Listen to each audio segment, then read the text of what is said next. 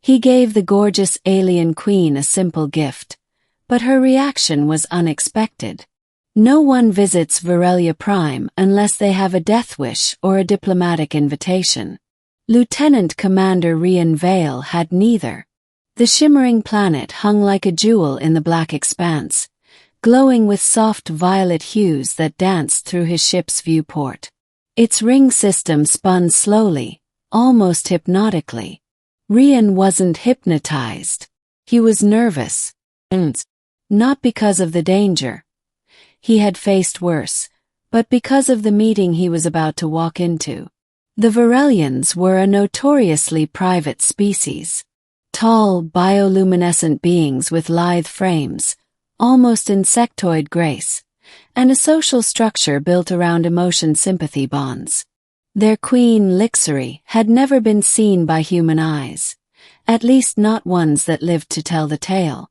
Rumors said she could read your soul with a glance, that she was breathtaking, that she had no tolerance for dishonesty. And Rian was a smuggler once. Before the military. Before the galaxy decided it needed diplomats with pasts as shady as the deals they now tried to prevent. He had one job: deliver a symbolic token of goodwill to the Varelian queen.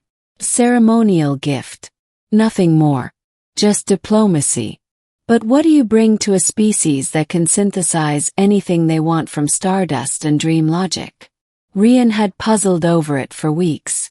Every advisor in the diplomatic corps suggested elaborate artifacts. Gilded tech relics, engrammed emotion chips, symphonic fractals encoded in liquid data. He ignored them all. Instead, on the day of departure, he slipped something small into his pocket. Something that had no monetary value, no embedded tech. Just a piece of earth. Now, standing on the glimmering obsidian steps of the Varelian High Citadel, with 2 guards flanking him, each easily 7 feet tall and pulsing softly with an inner glow, Rian felt the weight of that choice. The door to the inner chamber irised open with a soft hiss. He stepped inside. The Queen's audience hall was unlike anything he had imagined. The walls were not walls, but flowing plasma held in stasis, constantly shifting with starscapes and memories of other worlds. The air smelled of lilac and ozone. A gentle hum vibrated through the soles of his boots. Music, but alive. And there, on an elevated platform draped in translucent silks that shimmered like liquid crystal, sat Queen Lixery. She was indeed breathtaking.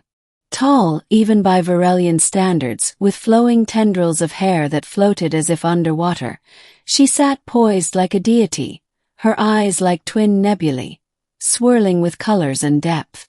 Her skin shimmered faintly, not with vanity, but with intensity. Presence.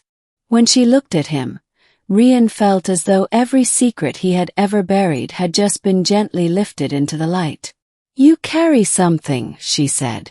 Her voice wasn't a sound, but a sensation, like standing in the sun after a long cold night. "I do," Rian said, straightening. "A gift." She tilted her head, curious. He walked forward, stopping at the base of her platform. From his pocket, he drew a small, carved wooden object, no more than 3 inches tall. It was old, worn, a little faded. "It's a carving," he said. "My grandfather made it. It's of a bird. Dove from Earth. Symbol of peace. Hope."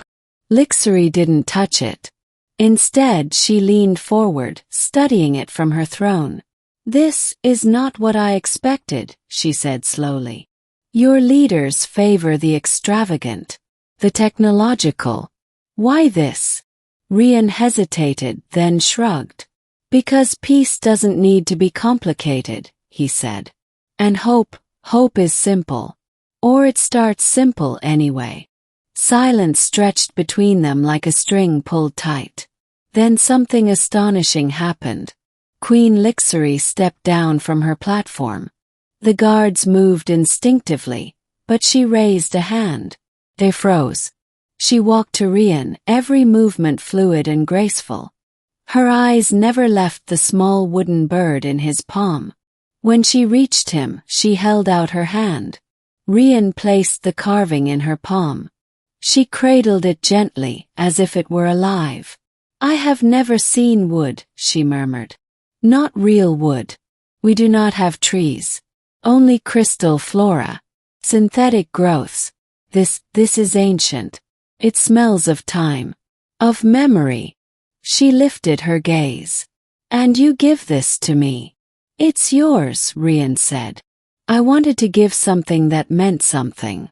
Not just glitter and circuits." Queen Lixari turned, walking back to her throne. But she did not sit. Instead, she held the carving close to her chest and stared into the plasma walls, which shifted suddenly. Not stars but forests. Earth forests. Oaks and pines and birds flying. "You've reminded me," she said, almost wistfully, "of something we lost. Long ago. Before we became who we are now." Then she did something no one predicted. She laughed. It was soft, almost musical, but real. The guards visibly stiffened. Rian blinked. "You're kind. You are chaotic, unrefined, but honest in your own strange way," Lixari said. "Most who come here seek favor, alliance, or secrets. But you brought me sincerity." Rian dared a small smile. "I figured it might stand out." She turned to him again. "You did not ask for anything in return. I wasn't supposed to. That has never stopped others." The silence that followed was heavy, but not uncomfortable. Something had shifted in the room. In the Queen. Then she spoke more softly now. "There is a reason we do not allow outsiders here. Long ago we opened our hearts to another race. We shared our gifts, knowledge. They took what they wanted, and left ruin behind." She held up the carving. "But this is different. This was not given for advantage. This was given with heart." Rian nodded. "We don't all want the same thing. Some of us are just trying to start over. Better." Queen Lixari regarded him for a long time. Then she did something no diplomat, no spy, no emissary had ever achieved. She stepped forward and extended her hand. Not with authority, but with friendship. "I offer you something rare," she said. "Not technology. Not weaponry. But access. See what few have seen. Learn who we truly are. And maybe tell your people we are not so different." Rian blinked. "You're inviting me deeper into your world." "Yes," she said. "As a guest. As a friend." He took her hand. The Virelian light pulsed softly, almost like a heartbeat. In the days that followed, Rian was led through the inner sanctums of Virelia Prime. He saw cities suspended in gravity wells, gardens that grew from thought, archives older than Earth's sun.